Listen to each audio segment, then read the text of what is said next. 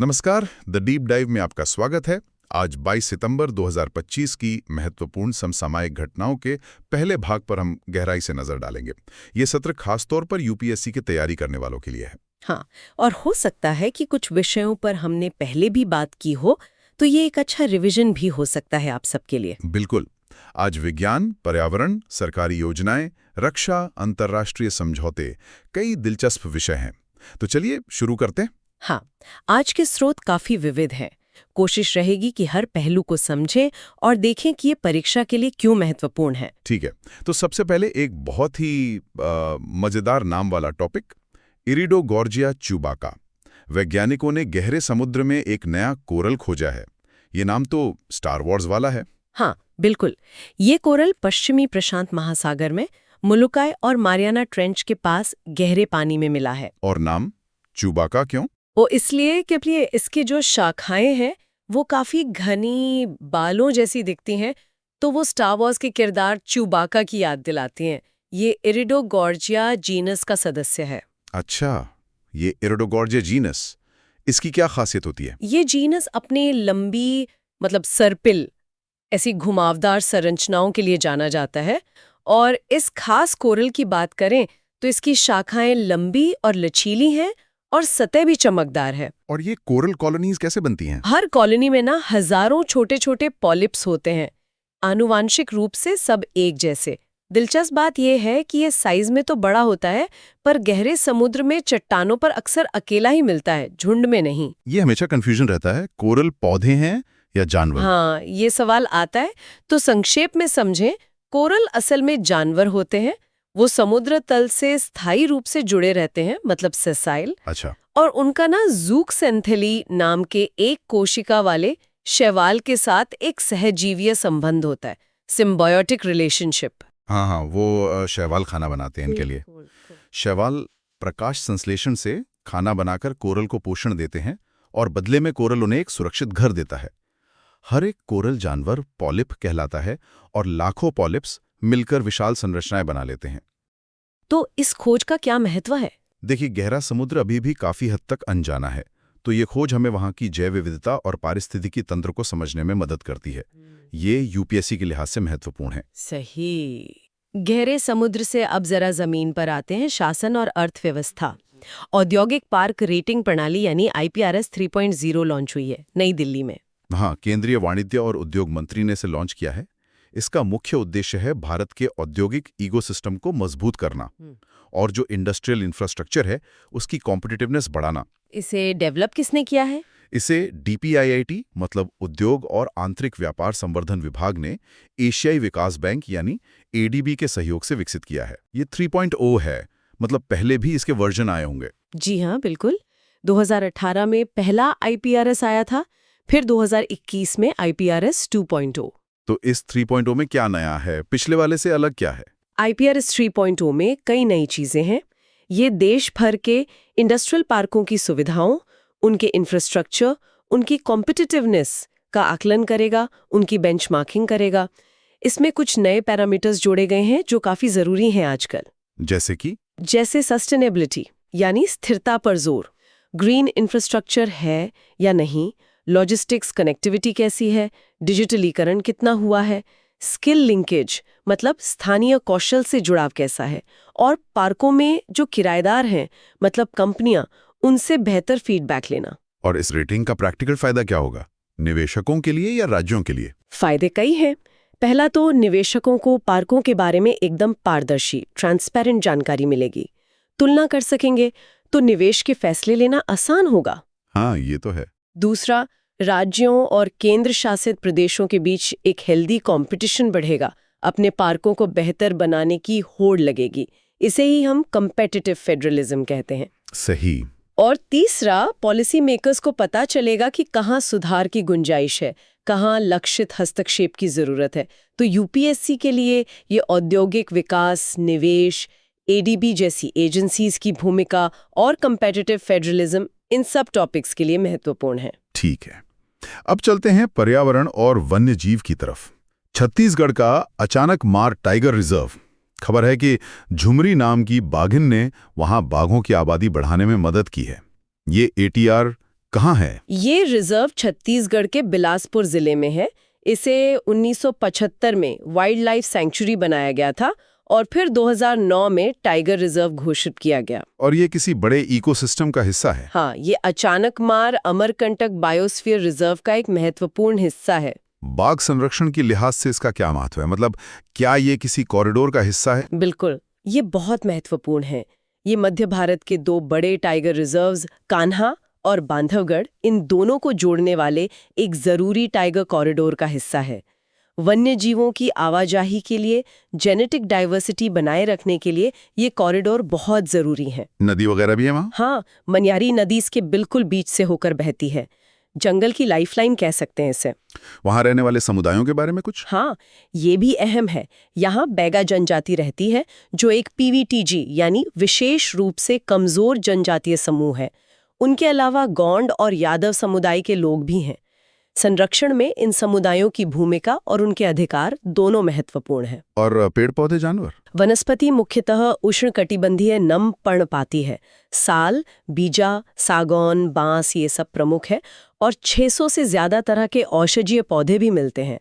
जीवों में बाघ, तेंदुआ तो है ही, साथ में bison, flying squirrel, Indian giant squirrel, chinkara, ढोल यानी जंगली कुत्ता, लकड़बग्घा, सांभर, चीतल और 150 से ज्यादा पक्षी प्रजातियां। काफी समृद्ध जैव विविधता है।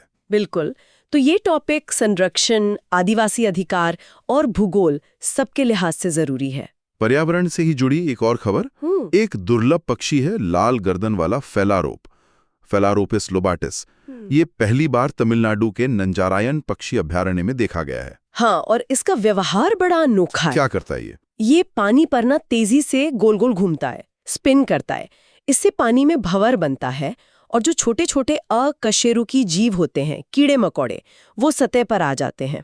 फिर ये उन्हें खा लेता है। अरे वाह, ये तो बड़ा स्मार्ट तरीका है। ये मिलता कहाँ है आमतौर पे? ये एक छोटा समुद्री पक्षी है। इसका प्रजनन क्षेत्र सरकमपोलर है, मतलब आर्कटिक महासागर के तटों और बोरियल और टुंड्रा क्षेत्रों में अंडे देता है। और सर्दियों में? सर्दियों में ये हजारों किलोमीटर दूर प्रवास करता है। अपना ज्यादातर समय खुले समुद्र में बिताता है, खासकर मध्य पश्चिम दक्षिण अमेरिका के तटों पर, अरब सागर में और इंडोनेशिया से पश्चिमी मेलेनेशिया तक के इलाकों में। और प्रजनन के समय इसकी गर्दन लाल हो जाती है, जैसा नाम से लग रहा है। हाँ, प्रजनन काल में गर्दन के पिछले हिस्से से नीचे तक एक शाहबुलूत लाल, मतलब चेस्टनट रेड रंग का पैच बन जाता है। और एक और दिलचस्प बात है इनके प्रजनन व्यवहार में। वो क्या? इनमें भूमिकाएं उल्टी होती हैं। मादाएं अक्सर पॉलीएंड्रस होती हैं, मतलब एक से ज्यादा नर के साथ संबंध बनाती हैं, और फिर नर ही अक्सर अंडे सेने और चूजों की देखभाल करते हैं। अच्छा, ये तो काफी अलग है। IUCN स्टेटस क्या है इसका? IUCN में ये लीस्ट कंसर्न है, यानी कम चिंताजनक। लेकिन इसका यूं नंजरायन में दिखना ये प्रवासी पैटर्न में बदलाव का संकेत हो सकता है। जैव विविधता मैपिंग के लिए महत्वपूर्ण है। चलिए, पक्षियों से अब सिनेमा की दुनिया में। भारत सरकार ने घोषणा की है कि 2023 का प्रतिष्ठित दादा साहब फाल्के पुरस्कार श्री मोहनलाल जी को दिया जाएगा। हाँ, ये भारतीय सिनेमा में आजीवन योगदान के लिए दिया जाने वाला सर्वोच्च पुरस्कार है। भारत सरकार देती है इसे। कब शुरू हुआ था ये? 1969 में दादा साहेब फाल्के की जन्म शताब्दी पर उन्हें भारतीय सिनेमा का जनक माना जाता है। इस पुरस्कार में क्या क्या दिया जाता है? इसमें एक स्वर्ण कमल पदक, एक शॉल और 10 लाख रुपए का नकद पुरस्कार शामिल है, और ये भारत के राष्ट्रपति द्वारा दिया जाता है। और दादा साहेब फाल्के, उनकी पहली फिल्म? हाँ, दादा साहेब फाल्के, जिनका असली नाम धुंडीराज गोविंद फाल्के था, उन्होंने 1913 में भारत की पहली फुल लेंथ फीचर फिल्म राजा हरिश्चंद्र बनाई थी। वो फिल्म निर्माता बनने से पहले पेंटर, फोटोग्राफर, नाटककार, यहाँ तक कि जादूगर भी थे। अरे वाह, मल्टी टैलेंटेड थे। और पहली बार ये अवार्ड किसे मिला था? इसकी पहली प्राप्तकर्ता थी देविका रानी। यहाँ एक बात साफ कर दूं, कभी कभी कंफ्यूजन होता है। दादा साहेब फाल्के की सबसे प्रसिद्ध फिल्म राजा हरिश्चंद्र है। देविका रानी पहली अवार्ड विनर थी। ये पुरस्कार भारतीय सिनेमा और सांस्कृतिक विरासत के लिए महत्वपूर्ण है। ठीक है, अब रक्षा और सुरक्षा। भारतीय सेना ने राजस्थान के थार रेगिस्तान में महाजन फील्ड फायरिंग रेंज में अमोघ फ्यूरी नाम का एक बड़ा अभ्यास किया है, इंटीग्रेटेड फायर पावर एक्सरसाइज। हाँ, ये भारतीय सेना की सप्तशक्ति कमांड यानी साउथ वेस्टर्न कमांड ने आयोजित किया था। इसका उद्देश्य क्या था? मकसद था वास्तविक युद्ध जैसे हालात बनाकर सेना की युद्ध क्षमता, अलग अलग अंगों के बीच कोऑर्डिनेशन और ऑपरेशनल तैयारी को परखना। खासतौर पर मल्टी डोमेन ऑपरेशंस के लिए सेना कितनी तैयार है, ये देखना। मल्टी डोमेन मतलब जमीन, हवा, साइबर स्पेस, इलेक्ट्रॉनिक वॉरफेयर, इन सब अलग अलग क्षेत्रों में एक साथ मिलकर लड़ने की क्षमता। अच्छा, तो इसमें क्या क्या शामिल था? किस तरह के हथियार, टेक्नोलॉजी? इसमें tank 6, infantry combat vehicles, attack helicopter, लंबी दूरी की तोपें, ड्रोन, ये सब तो थे ही। लेकिन मुख्य फोकस था आधुनिक तकनीकों का इंटीग्रेशन, जैसे network centric communication, command and control system, real time surveillance और टारगेटिंग। मतलब एक पूरी इंटीग्रेटेड तस्वीर बनाना युद्ध क्षेत्र की। तो इसका रणनीतिक महत्व क्या हुआ? एक तो अपनी तैयारी जांचना और बेहतर करना। दूसरा, ये हमारी सैन्य ताकत और तैयारी का एक साफ संदेश भी देता है। दिखाता है कि सेना आधुनिक युद्ध के लिए तैयार है। डिफेंस और सिक्योरिटी के लिहाज से ये जरूरी अपडेट है। चलिए फिर से पर्यावरण की ओर। आंध्र प्रदेश का पापीकोंडा राष्ट्रीय उद्यान, वहां एक स्टडी में हेर्पेटोफोना यानी उभयचर और सरीसृप की 51 प्रजातियां मिली हैं। हाँ, ये पार्क आंध्र प्रदेश के एलुरु और पूर्वी गोदावरी जिलों में है। 2008 में नेशनल पार्क बना था। इसकी लोकेशन और भूगोल के बारे में कुछ खास? ये गोदावरी नदी के किनारे है और पूर्वी घाट का हिस्सा है, तो जमीन काफी ऊबड़ खाबड़ है, पहाड़ियां, घाटियां हैं। देवारा कोंडा यहाँ की सबसे ऊंची चोटी है। क्या इसे कोई अंतर्राष्ट्रीय पहचान भी मिली है? हाँ, इसे बर्ड लाइफ इंटरनेशनल ने एक महत्वपूर्ण पक्षी और जैव विविधता क्षेत्र यानी IBA घोषित किया है। यहाँ बारिश अच्छी होती है और कई छोटी नदियां निकलती हैं जो गोदावरी में मिलती हैं। और वनस्पति वन्यजीव, कोई अनोखी चीज? हाँ, एक अनोखी चीज है बकरी की एक बौनी नस्ल जिसे स्थानीय लोग कंचू मेखा कहते हैं। वनस्पति में मुख्य रूप से उष्णकटिबंधीय नम पर्णपाती वन है, साथ में कहीं कहीं सेमी एवरग्रीन और शुष्क पर्णपाती भी। सागौन, शीशम, चंदन, बांस मिलते हैं।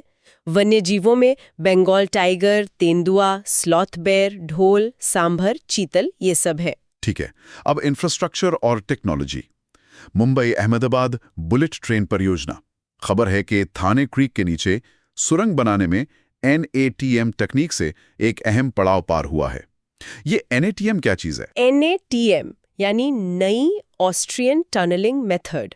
ये 1950-60 के दशक में ऑस्ट्रिया में विकसित हुई थी। ये काम कैसे करती है? इसका सिद्धांत क्या है? इसका मूल विचार बड़ा दिलचस्प है।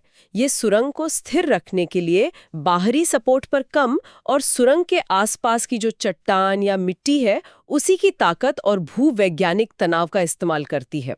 ये एक तरह से डिजाइन फिलॉसफी भी है, सिर्फ बनाने का तरीका नहीं। अच्छा, मतलब मिट्टी की ताकत का ही इस्तेमाल। हाँ बिल्कुल, इसमें लगातार मॉनिटरिंग बहुत जरूरी है और लचीलापन भी। मतलब जैसी जमीन मिलती है उसी हिसाब से डिजाइन और सपोर्ट में बदलाव करते जाते हैं। ये छोटी दूरी की सुरंगों 2 किलोमीटर और जहां मिट्टी बदलती रहती है वहां के लिए बहुत अच्छी मानी जाती है। भारत में इसका इस्तेमाल पहले हुआ है? हाँ, इसका पहला बड़ा प्रयोग पीर पंजाल रेलवे सुरंग में हुआ था, सफल रहा था। और ये ठाणे क्रीक जहां ये सुरंग बन रही है, इसकी क्या अहमियत है? ठाणे क्रीक जानना भी जरूरी है। ये एशिया की सबसे बड़ी खाड़ियों में से एक है। मुंबई को मुख्य भूमि से अलग करती है। उल्लास नदी इसमें मिलती है जिससे पानी खाला हो जाता है। यहाँ मैंग्रोव है, नमक पैन है। पर्यावरण के लिहाज से बहुत महत्वपूर्ण है, खासकर जल पक्षियों के लिए। फ्लेमिंगो यहाँ सर्दियों में बड़ी संख्या में आते हैं, इसीलिए इसके बड़े हिस्से को Thane creek flamingo bird sanctuary घोषित किया गया है और 2022 में इसे रामसर साइट का दर्जा भी मिला है। तो मतलब बड़ी परियोजना, आधुनिक तकनीक और पर्यावरण तीनों जुड़े हैं। बिल्कुल, ये दिखाता है कि विकास परियोजनाओं में इंजीनियरिंग के साथ साथ पर्यावरणीय पहलुओं का ध्यान रखना कितना जरूरी है। ये एक अच्छा केस स्टडी है। अब एक और समुद्री जीव, स्ट्राइप डॉल्फिन, विशाखापट्टनम तट के पास इनका झुंड देखा गया है, जो आंध्र के पानी में आम नहीं है। हाँ, ये थोड़ी असामान्य बात है वहां के लिए। इनका वैज्ञानिक नाम है स्टेनेला कोइरुलियो अल्बा। वैसे ये दुनिया भर में काफी प्रचुर मात्रा में और बड़े इलाके में पाई जाने वाली डॉल्फिन्स है। तो फिर ये आमतौर पर कहाँ रहती हैं? ये दुनिया के सभी महासागरों के समशीतोष्ण और उष्णकटिबंधीय पानी में मिलती हैं, लेकिन ज्यादातर गहरे अपतटीय पानी में और कॉन्टिनेंटल शेल्फ के पास रहना पसंद करती हैं, खासकर उन इलाकों में जहां अपवेलिंग होती है या समुद्री धाराएं मिलती हैं, क्योंकि वहां इन्हें भोजन आसानी से मिलता है। पहचान क्या है इनकी और व्यवहार? लंबाई करीब 2.5 मीटर, लंबी थूथुन, गोल सा माथा और शरीर पर खास धारियां होती हैं। एक धारी आंख के ऊपर से पीछे जाती है, दूसरी आंख के नीचे से फ्लिपर तक। इसीलिए इन्हें स्ट्राइप्ड डॉल्फिन कहते हैं। और ये झुंड में रहती हैं? हाँ, काफी सामाजिक होती हैं, 25 से 100 के समूह में रहती हैं और बहुत एक्टिव होती हैं। पानी से ऊंची छलांग लगाती हैं, कभी-कभी 20 फीट तक। अपनी पूंछ को हवा में घुमाती हैं। इनका जीवन काल करीब 58 साल तक हो सकता है। IUCN स्टेटस लीस्ट कंसर्न्ड है। तो इनका विशाखापत्तनम के पास दिखना क्या मतलब हो सकता है? ये नए इलाकों में जा रही हूँ। ये समुद्री जैव विविधता और जलवायु परिवर्तन के असर को समझने के लिए एक संकेत हो सकता है। ठीक है। और अब आज का आखिरी टॉपिक, अंतर्राष्ट्रीय संबंध और प्रवासन। एक भारतीय नागरिक यूके और फ्रांस के बीच हुए नए 1 in 1 out समझौते के तहत यूके से डिपोर्ट होने वाला पहला व्यक्ति बना है। ये योजना क्या है? ये यूके और फ्रांस के बीच एक माइग्रेशन एग्रीमेंट है। इसका मकसद है छोटी नाव में इंग्लिश चैनल पार करके फ्रांस से यूके आने वाले प्रवासियों को रोकना। ये सफर बहुत खतरनाक होता है। तो ये 1 in 1 out काम कैसे करता है? समझौते के तहत फ्रांस उन शरण चाहने वालों को वापस लेने पर राजी हुआ है जो यूके में है, लेकिन अपना कोई पारिवारिक संबंध साबित नहीं कर सकते। और बदले में फ्रांस द्वारा वापस लिए गए हर ऐसे व्यक्ति के लिए यूके फ्रांस से आए एक ऐसे प्रवासी को लेगा जो यूके में पारिवारिक संबंध साबित कर सकता है और जिसने पहले अवैध रूप से आने की कोशिश नहीं की है। मतलब एक बिना फैमिली टाई वाला वापस जाएगा तो एक फैमिली टाई वाला कानूनी तौर पर आएगा। तो क्या बहुत सारे लोग वापस भेजे जाएंगे? नहीं, अभी ये पायलट प्रोजेक्ट है। शुरुआत में हफ्ते में 50 लोगों तक का लक्ष्य है, साल में करीब 2600। ये संख्या पिछले साल छोटी नाव से आए कुल लोगों का शायद 6% ही है। तो ये अभी एक सीमित कदम है। तो ये मुद्दा अंतर्राष्ट्रीय प्रवासन, द्विपक्षीय समझौते, शरण प्रक्रियाएं, इन सब से जुड़ा है। बिल्कुल। और अवैध प्रवासन की जो चुनौतियां हैं, मानवीय और राजनीतिक, दोनों पहलू इसमें शामिल हैं। तो ये थी 22 सितंबर 2025 की कुछ अहम खबरें और उनका विश्लेषण। गहरे समुद्र से लेकर राष्ट्रीय उद्यान, नीतियां, सैन्य अभ्यास, अंतर्राष्ट्रीय समझौते, काफी विविधता थी आज। हाँ, और यूपीएससी के लिए जरूरी है कि इन अलग अलग दिखने वाले विषयों के बीच के कनेक्शन को समझा जाए। बिल्कुल, हर क्षेत्र एक दूसरे को प्रभावित करता है। हाँ, और आज की चर्चा से एक सवाल ये उठता है कि जैसे हम देख रहे हैं रक्षा अभ्यासों, अमोघ फ्यूरी और इंफ्रास्ट्रक्चर प्रोजेक्ट्स, नैट वाली बुलेट ट्रेन में इंटीग्रेटेड टेक्नोलॉजी पर जोर बढ़ रहा है। तो राष्ट्रीय विकास और सुरक्षा में टेक्नोलॉजी के इस मेल का अगला कदम क्या हो सकता है, खासकर जब ठाणे क्रीक या पापीकोंडा जैसे संवेदनशील पर्यावरणीय क्षेत्रों का भी ध्यान रखना है? बहुत अच्छा सवाल है। टेक्नोलॉजी, विकास, सुरक्षा और पर्यावरण, इनके बीच संतुलन कैसे साधा जाए, ये सोचने वाली बात है। हाँ, बिल्कुल। हम अपने श्रोताओं को इन मुद्दों पर सोचने के लिए प्रोत्साहित करते हैं। अगर आपको ये विश्लेषण पसंद आया तो कृपया लाइक करें और सब्सक्राइब करें। आज के लिए बस इतना ही। धन्यवाद।